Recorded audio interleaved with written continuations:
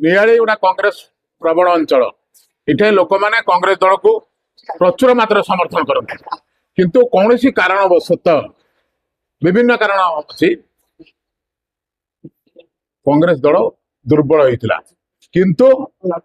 पुणी रबाबू जो एक्टिव हेले रबाबू जो पुणी एक्टिव हेले कांग्रेस एक्टिव ऑटोमेटिक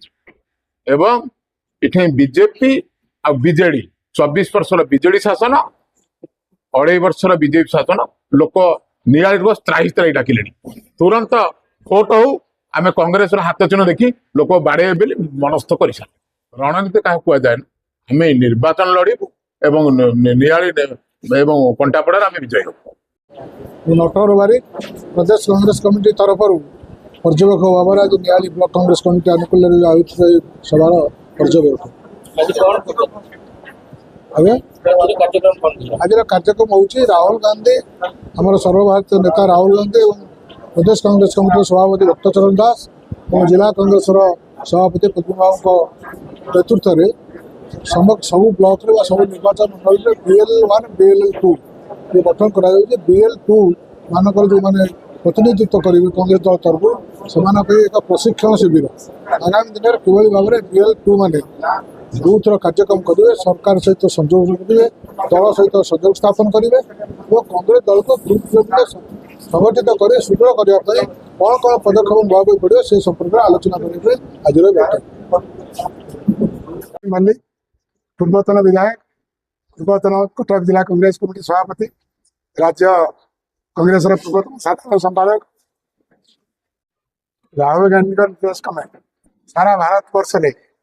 बहुत स्तर में अर्गानाइजेशन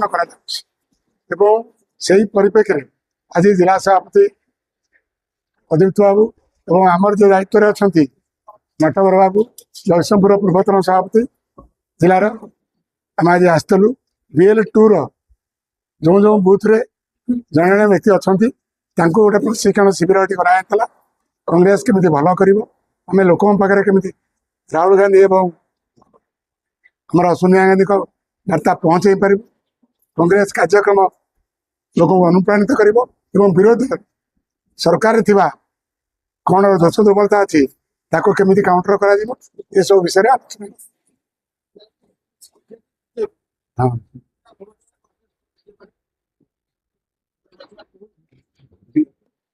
जनसाधारण से कहे आपण मोटू बेसी जानते नियाली ये बीजेपी अखा ना कि बस्ता ना मापिया जंत्र ना बीजेडी डंगारे खात ना आउला ना डंगा अवस्था जहाँ एवं आगामी दिन में परीक्षा कर सारे ये सरकार चली बाली माफिया कंट्राक्ट डीलरशिप रे कांग्रेस लोक बर्तमान देखने मुह फेरले बीजेडी एवं बीजेपी ठाव कांग्रेस को ये पसंद करेंगे आगामी दिन में कांग्रेस निश्चित भाव में नियाली निर्वाचन मंडल जीत ब्लॉक कांग्रेस सभापति डॉक्टर करना साहू आज नियाली निर्वाचन मंडल स्तरीय BL2 प्रशिक्षण शिविर कार्यक्रम कर जगतसिंहपुर पूर्वतन सभापति नटवर बारिक महोदय पर्यवेक्षक हिसाब से उपस्थित थे पूर्वतन विधायक रवींद्र कुमार मल्लिक महोदय थे कटक जिला सभापति प्रदीप कुमार दास थे कटक जिला सभापति किशोर जिलार निमाई राउतराय प्रद्युम्न बाबू कटकड़ा ब्लॉक सभापति समस्ते कांग्रेस पुरुखा लोक जो मैंने कांग्रेस को ठीक भाव में भल पाती विश्वास करती राहुल गांधी नेतृत्व में काम करने आग्रही होती से समस्त आज पहुंचते समस्त आग्रह थिला जे आगामी जो आसो ब्लॉक जो ब्लॉक पंचायत समिति निर्वाचन निश्चित भाव में आम पंचायत समिति दखल करूँ ये आम दृढ़ प्रतिज्ञा रहा निश्चित भाव में आम 23 गोटी पंचायत सहित जो 47 पंचायत अच्छी किसी बूथ बढ़ी 337 बूथ से बूथ रे आम निश्चित भाव में प्रति बूथ रे अधिक भोट कांग्रेस तरफ पाइबू आम एटा प्रतिज्ञा हम ना कांग्रेस जो कर्मी अच्छा जो फेरी आसवे क्या बीजेपी सरकार जो शासन करुच्ची से लोक मैंने बहुत अशांति है दुखित दुख कले देखिए नखरा ठार जो 4-6 रास्ता तार अवस्था देखूँ 2-2 थर टेंडर डिक्लेयर है से कारण पैसा ना से बाट पाऊना केमी कम करेंगे कांग्रेस शासन केवल सुशासन गरीब लोक शासन गरीब लोक सुरक्षा और ତାଙ୍କର ସୁବିଧା ଦେବାରେ କଂଗ୍ରେସ ସରକାର ଯେତିକି ପଦକ୍ଷେପ ନବ ଆଉ କୌଣସି ସରକାର ପଦକ୍ଷେପ ନେବେ ନାହିଁ। ତେଣୁ ପଞ୍ଚାୟତ ନିର୍ବାଚନ ବିଜେଡି ବିଜେପି ଟକ୍କର ଦେଇପାରିବନି। 100% କଂଗ୍ରେସ 100% ଟକ୍କର ଦବ ଏବଂ ପ୍ରତି ପଞ୍ଚାୟତରେ ଆମେ ସରପଞ୍ଚ ଜମିନ ଜିତିବୁ ଏବଂ ନିଆଳି ବ୍ଲକ ଦଖଲ କରିବୁ। ମେଣ୍ଟ କଥା ଯିଏ ଆମ ସାଙ୍ଗରେ ସାମିଲ ହେବାକୁ ଚାହିଁବେ ଆମେ ତାଙ୍କୁ ସୁଯୋଗ ଦବୁ।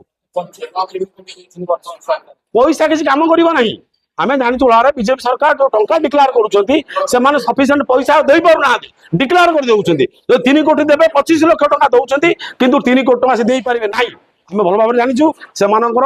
ମାନେ ଶାସନ କରିବାରେ ଅଯୋଗ୍ୟ, ସେମାନେ କ୍ଷମତା ଠିକ ଭାବରେ ବୁଝିପାରି ନାହାନ୍ତି। ଯୋଉ ମାନେ କିଛି ସୁଯୋଗ ତାଙ୍କୁ ଆଜି ଶାସନ ଗାଦିରେ ବସେଇଛି।